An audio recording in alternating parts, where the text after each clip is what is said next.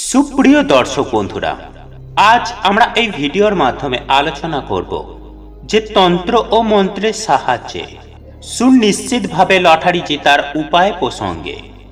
হ্যাঁ বন্ধুরা, আপনারাও রোজ লটারি জিতবেন, তবে হ্যাঁ, এই লটারি জেতার ক্ষেত্রে আপনারা কি ব্যবহার করবেন বা কিভাবে প্রয়োগ করবেন, তাই এই প্রসঙ্গে বিস্তারিত জানার আগে আপনাদের বলে রাখি, আপনি যদি আমাদের চ্যানেলে নতুন হয়ে থাকেন তাহলে চ্যানেলটি অবশ্যই সাবস্ক্রাইব করুন এবং পাশে থাকা নোটিফিকেশন বেল আইকনটি ক্লিক করুন, কারণ আমি বিভিন্ন প্রকার তন্ত্রমন্ত্র, বশীকরণ, টোটকা, বাস্তু টিপস, জ্যোতিষশাস্ত্র, পুজো আরাধনা এবং ব্ল্যাক ম্যাজিক করা নিয়ে নিত্য নতুন ভিডিও আপলোড করে থাকি, যা প্রয়োগ করার মাধ্যমে আপনার জীবনে থাকা সকল প্রকার সমস্যার সমাধান করতে পারবেন।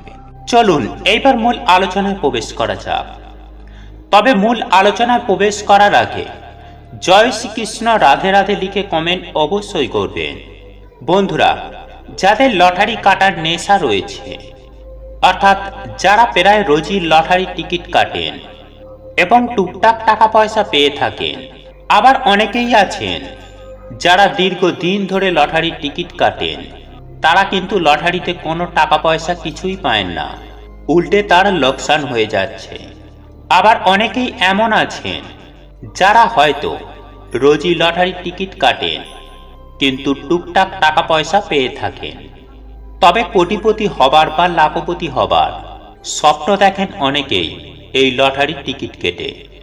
তবে আজ আমি আমার এই ভিডিওর মাধ্যমে আপনাদের এমন একটি যন্ত্রের প্রয়োগ দেখাবো, সেই যন্ত্রটি ধারণ করলে আপনি যে লটারিতে কোটি টাকা পেয়ে যাবেন বা লাখ টাকা পেয়ে যাবেন, এই রকম কিন্তু ব্যাপার নেই।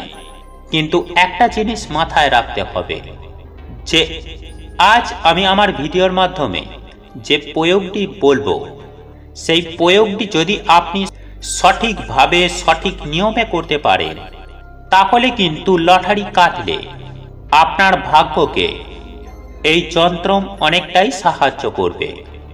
তবে আমি কিন্তু আপনাদের বারংবার বলছি যে এই উপায় বা ক্রিয়াটি কিন্তু তার আগে আপনাকে সঠিক নিয়মে সঠিক পদ্ধতিতে পালন করতে হবে, তাহলেই এই যন্ত্রটি আপনার ভাগ্য বৃদ্ধিতে সাহায্য করবে। এবং আপনার ভাগ্য যদি বৃদ্ধি হয় এবং আপনার ভাগ্যের দরজা যদি খুলে যায়, তাহলে সুনিশ্চিতভাবে আমি আপনাদের বলতে পারি যে আপনি এই লটারিতে জয়ী হবেন নিশ্চিত, বা এই লটারিতে অনেক টাকা পাওয়ার সম্ভাবনা কিন্তু আপনার ক্ষেত্রে থেকে থাকবে।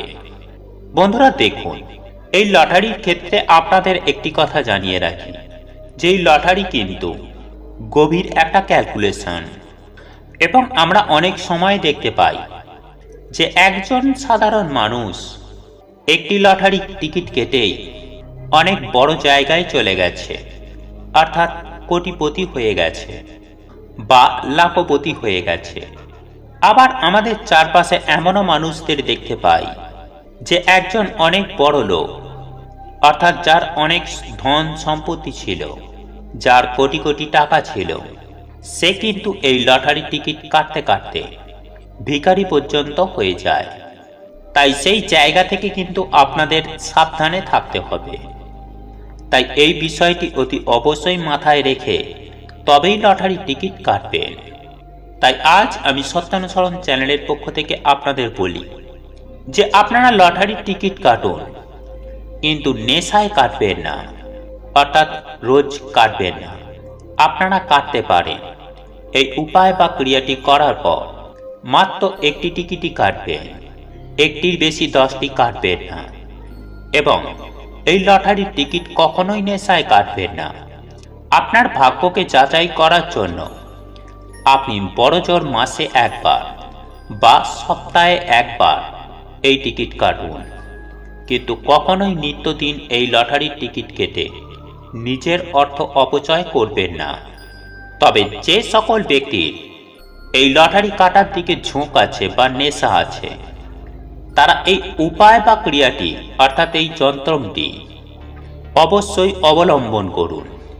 কারণ এই উপায় বা ক্রিয়াটি আপনি যদি সঠিকভাবে করতে পারেন তাহলে অবশ্যই কিন্তু এই লটারি জেতার ক্ষেত্রে আপনারা সুফল পেতে পারেন। যাই হোক বন্ধুরা, এই যন্ত্রটি তৈরি করার জন্য আপনাদের প্রথমেই লাগবে বেদানার কালি দিয়ে ভোজ্যপত্র, যেটা পাওয়া যায় দশকর্মার ভাণ্ডারে।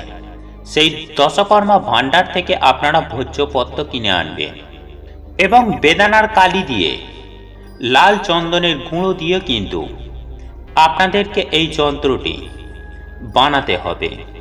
এবং এই যন্ত্রটি বানানোর পর আপনারা নিশ্চয়ই জানেন যে অষ্টধাতুর কবচ পাওয়া যায়। এই অষ্টধাতু কবচের মধ্যে এই যন্ত্রটি পুড়ে দিতে হবে এবং সেখানে ধুনো বা মোম দিয়ে মুখটিকে বন্ধ করে দেবেন। তারপর এটিকে বাহুতে ধারণ করতে হবে এবং এটি ধারণ করার ক্ষেত্রেও ছেলেরা হলে ডান হাতে এবং মহিলারা হলে বাম হাতে ধারণ করবে। বন্ধুরা, এই উপায় বা ক্রিয়াটি যদি আপনারা করতে পারেন তাহলে কিন্তু আপনাদের ক্ষেত্রে অনেকটাই সুফল পাবে। যাই হোক বন্ধুরা, এরপর আপনি নিশ্চয়ই স্ক্রিনেতে দেখতে পাচ্ছেন একটি যন্ত্র, যে যন্ত্রটি কিভাবে তৈরি করা আছে। বন্ধুরা, এই যন্ত্রটি তৈরি করার ক্ষেত্রে চার কোণা একটি বর্গক্ষেত্র অঙ্কন করবেন এবং তারপর সেই বর্গক্ষেত্রটিকে লম্বালম্বি চারটি ঘরে ভাগ করবেন এবং আড়াআড়িও চারটি ঘরে ভাগ করবেন। তারপর প্রথম ঘরেই আপনারা লিখবেন 60, 60-এর নিচে লিখবেন 6, 6-এর নিচে লিখবেন 66, 66-র নিচে লিখবেন 4। আবারও দ্বিতীয় লাইনে প্রথম ঘরটিতে লিখবেন 67, 67-র নিচে লিখবেন 3, 3-এর নিচে লিখবেন 61 এবং 61-র নিচে লিখবেন 5। ঠিক একই রকমভাবে তৃতীয় লাইনের প্রথম ঘরে লিখবেন 2, 2-এর নিচে লিখবেন 64, 64-র নিচে লিখবেন 8, 8-এর নিচে লিখবেন 62। একই রকমভাবে চতুর্থ লাইনের প্রথম ঘরে লিখবেন 7, তারপর লিখবেন 63, 63-র নিচে লিখবেন 1 এবং 1-এর নিচে লিখবেন 65। বন্ধুরা, এইভাবে যন্ত্রটি তৈরি করে যেভাবে আমি নিয়মাবলী বললাম আপনারা আপনার গৃহের মা লক্ষ্মীর চরণে ছুঁয়ে এবং সেটিকে মা লক্ষ্মীর চরণে রেখে মায়ের পুজো আরাধনা করবেন। তারপর আপনারা এই যন্ত্রটি অষ্টধাতুর তাবিজের মধ্যে এটিকে পুড়বেন।